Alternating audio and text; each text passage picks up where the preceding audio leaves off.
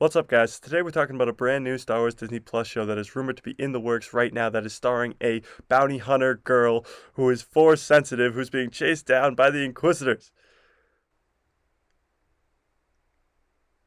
I mean, just when you thought that Star Wars couldn't get any better, they just keep throwing great things at us. This is wild. In the leaks, they did give a description of what this bounty hunter will be wearing, and it is the original concept art for Boba Fett, which is pretty much all white Mandalorian armor, which is pretty sick. It's just Boba Fett's helmet, but all white. And yes, we did see this very recently in Star Wars.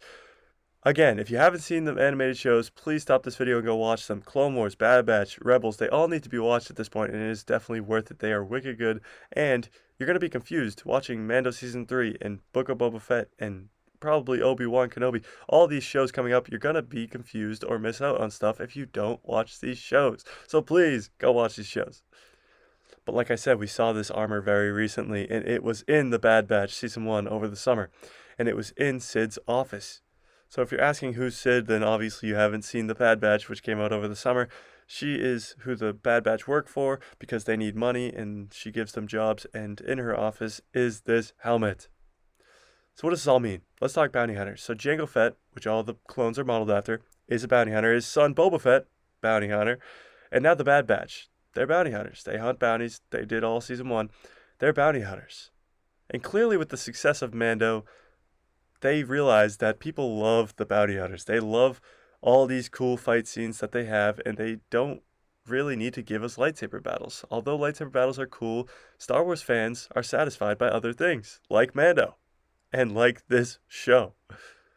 So in the Bad Batch, there's a brand new character named Omega, and a lot of people were like, why did Dave Filoni write this character when she can't survive? I mean, she's not in the original trilogy, she's not in the sequel trilogy. She could show up in Mando, but she hasn't yet. So a lot of people were confused onto why Dave Filoni would even create this character if she's not going to live that long. Also, she's like her brother Boba, where she doesn't have accelerated growth. Of course, all the clones have accelerated growth because they want to turn them into soldiers, and they want to do it quickly.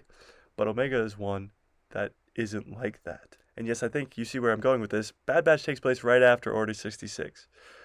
So in 15 years, Omega would be at the perfect age to be this female, force-sensitive bounty hunter. And then you ask, where did the force sensitivity come from? It's a great question. So as we know, throughout all of Star Wars, prequels, originals, sequels, Palpatine's one goal is to make force-sensitive clones. He wants an army of them, and he wants one for himself when he dies, to transfer his essence into a force-sensitive being. Now this is the story throughout the sequels. I mean, it's him transferring his body into a force-sensitive being. And it's the story throughout Mando right now. They want Grogu because they need his blood to create a force-sensitive clone. Now we know that from the sequels, Rey is a force-sensitive clone. She's the daughter of a clone of Palpatine.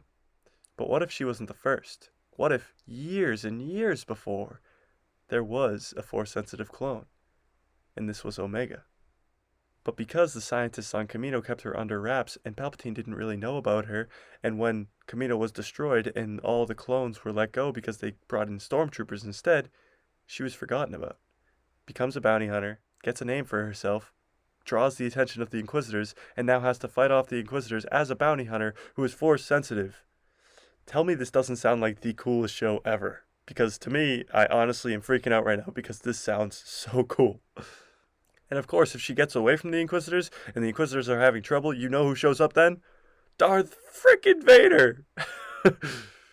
I'm telling you, with Obi-Wan and/or this show, Bad Batch Season 2, we could be seeing a lot of Darth Vader in the years to come, and I am pumped for it.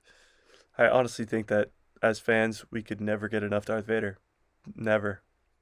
So again, I think Dave Filoni's been setting us up from the start, giving us the helmet in Sid's office, giving us this Omega character who we've never seen before, and is a very cool character, honestly, and she's the main character of the Bad Batch. When you thought the Bad Batch would be the main character, Omega is really the main character of that show. So why would he bring in this brand new character when we know she can't exist in the original trilogies and the sequel trilogies, and she hasn't shown up yet in Mando? This is your answer. She is this force-sensitive female bounty hunter, and again, having a force-sensitive clone means that Grogu could be in a lot of trouble.